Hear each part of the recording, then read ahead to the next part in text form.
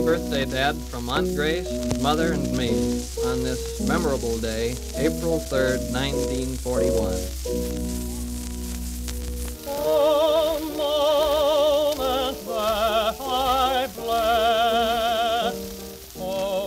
That's my father, singing for his father.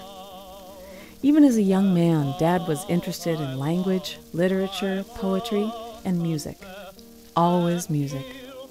I can remember saying to my mother, if I ever come home and talk about being interested in anyone who is not musical or doesn't play the piano, please tell me to quit it, because that meant so much to me.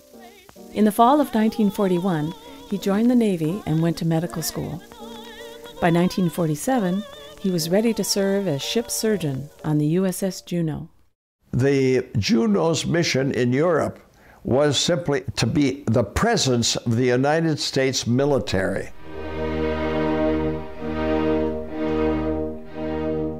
Europe was a new and exciting world to him. His experiences there went far beyond his expectations. I was sitting in front of the hotel there, and I looked over and I said, that's got to be Elsa Maxwell. Elsa Maxwell was the society person for the New York Times. And then Elsa Maxwell had Andre Kostelanetz and Lily Pons, who was the Metropolitan Opera soprano. And we then drove up the mountain to a villa, a huge villa, and Lily Pons sat down at the piano and started to play and sing, and I sang with her.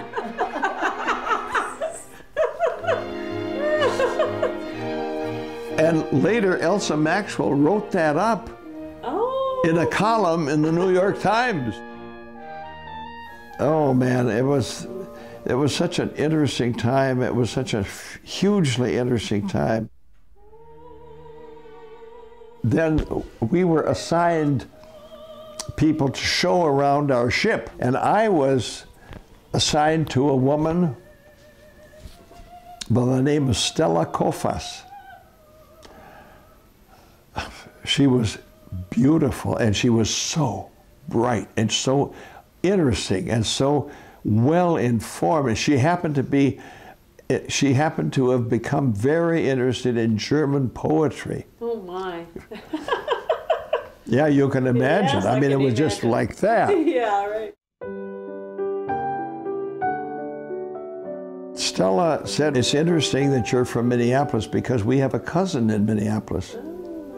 Really? I said, how interesting. She said, well, maybe when you go back, you'd be willing to say hello to him for us. Yeah. I said, of course I would. What's his name?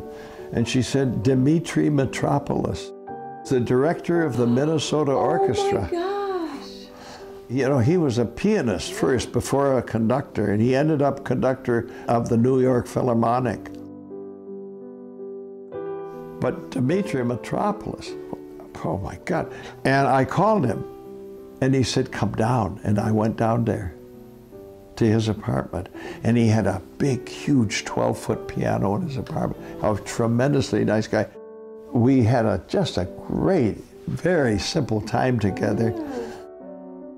But Stella Kofas was really something else, and she, there are things that could have developed into very, very intimate relationships, but of course, under the circumstances at that time, it just did not work out. After his Navy career, Dad practiced medicine in Minnesota. But Europe seemed to be calling him back. He spent 1951 as a resident at Stockholm's Karolinska Institute. My mother was a student of medicine at Lund University at the time, and one of her classes was held at Karolinska. We students, we ate in the dining room, and with the same room as the residents, but they were real doctors, you know, they never looked at the students. We had dinners in that room. I think I was there for a month, I think, and we never met. The following year, Mom was ready to take her final exam, spending the day with her professor, Dr. Jan Wallenström. It was about lunchtime, and we were sitting in his office, and his mail arrived. And he excused himself and looked at the mail, and then he turned to me and said, "How would you like to go to the United States for a year?"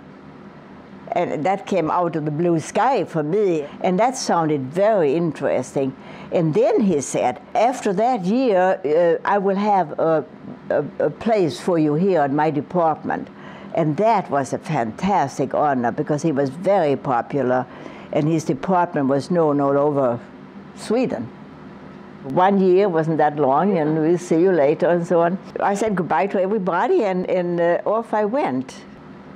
Shortly after her arrival at the University of Minnesota Hospital, Anne-Marie was sought out by Dr. Dave Johnson, who happened to be one of my father's colleagues from medical school.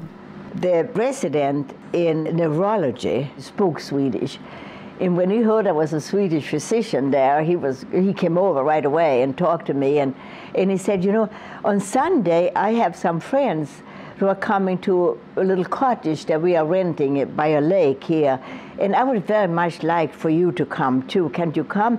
And come on Saturday and stay overnight on Sunday." But I was on call that weekend, and I said, "I can't do it, I'm on call." And he said, "Oh, I'll fix that." The plan was that we were supposed to show up at Eric and Karen's apartment on Harvard Street. Karen was still getting ready, and Stenny was a little tiny guy, and she had mixed up a dish of pablum for him, and he was in a high chair, and I fed him the pablum. I remember my first impression of him.